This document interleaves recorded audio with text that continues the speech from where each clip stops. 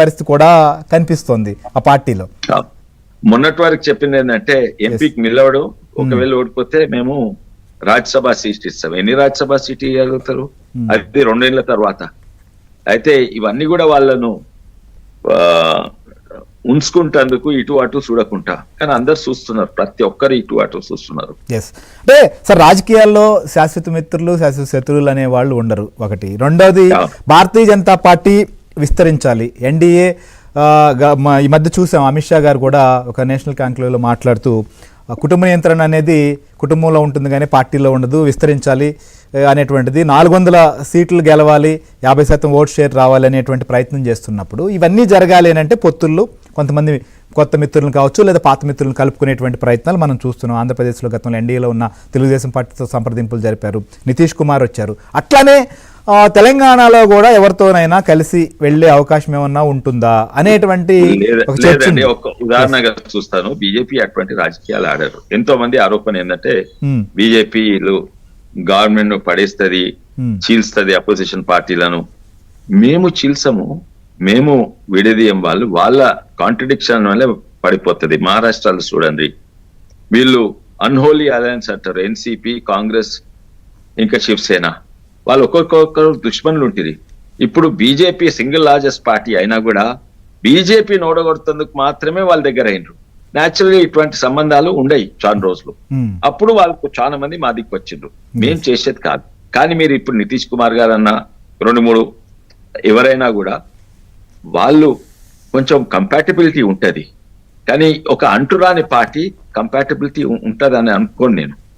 ఎందుకంటే వాళ్ళు నిజంగానే అది మీరు అన్నారు కదా, ఇంతకు రాజకీయాలలో శాశ్వత మిత్రులు ఉన్నారు, దుష్మనులు ఉన్నారు అంటున్నారు కదా, శత్రువులు ఉన్నారు అంటున్నారు కదా. కానీ తెలంగాణ ప్రజలకైతే మీ కుటుంబం శాశ్వత దుష్మనులు, అదైతే అందరికి తెలిసిపోయింది. అయితే తెలంగాణ ప్రజలు మళ్ళీ వీళ్ళని ఎత్తుకోదు. ఎందుకంటే ఉత్తమోసం కాదు, ఎంతో మంది వేలాది మంది చచ్చిపోయినరు. మేమే ఎంతో మంది కేసీఆర్ కని కాదు, టిఆర్ఎస్ కని కాదు, తెలంగాణ కొరకు టిఆర్ఎస్ ను గెలిపించిండ్రు. అదే టిఆర్ఎస్ కాళేశ్వరంలు, కుంభకోణాలు, స్కామ్లు, తర్వాత ఎవరైతే తెలంగాణకు వ్యతిరేకంగా ఉన్నారో వాళ్ళందరినీ తీసుకున్నది. తెలంగాణ ప్రజలు క్షమించరు. ఇది ఎట్లయినా సింకింగ్ బోర్డ్ షిప్ అంటారు, దీన్ని అందరు ఇడ్చిపెట్టి పోతున్నారు. లాస్ట్ డిశ్చార్జ్ అటెంప్ట్ ఏంది, మునిగిపోయేటైనా వీళ్ళ ఏది ఒక గడ్డి పూసను కూడా పట్టుకొని చేస్తాడు కదా, అట్లా. సో అందులో భాగమేనా ఇది కూడా? అంటే వాళ్ళు చెప్తున్నారు సార్, కొన్ని సభలకి నల్గొండలో సభలో చూసాం, లేకపోతే కొంతమంది ఆ పార్టీ సంబంధించినటువంటి కొంతమంది ముఖ్య నాయకులు కావచ్చు, సీనియర్ శాసనసభ్యులుగా పనిచేసిన కడియం శ్రీహర్ లాంటి వారు కూడా, ఎన్ని రోజులు ఉంటుంది ఈ ప్రభుత్వం, మేము ఎంతలో జస్ట్ మార్జిన్లో ఓడిపోయాము, రాబోయే రోజుల్లో చూద్దాం అనేటువంటి కామెంట్స్ కూడా చేస్తున్నారు. అంటే ఏంటి అసలుకి వాళ్ళు, అంటే ఇక్కడేదో మార్పు జరగబోతోంది, దీనికి బీజేపీ లాంటి పార్టీతో మనం కూడా తోడుంటే మనకేమైనా ఉపయోగం ఉంటుంది, ఈ రకమైనటువంటి ఆలోచనలతో ఉన్నారా? ఈ ఉన్న ప్రభుత్వంకు కొన్ని గండాలు ఉన్నాయి, ఆ గండాలు దాటాలి. అందరికి తెలుసు, టిఆర్ఎస్ తెలుసు.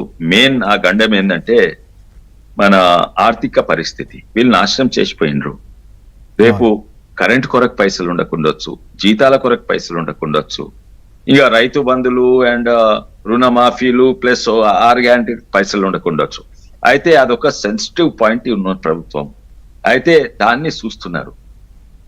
దాన్ని ఒకవేళ ఇట్లా జీతాలు లేట్ వస్తాయి అనుకో, ఒకవేళ నిజంగానే కరెంట్ కోతలు ఉన్నాయనుకోండి, అప్పుడు ఎగబడతారు.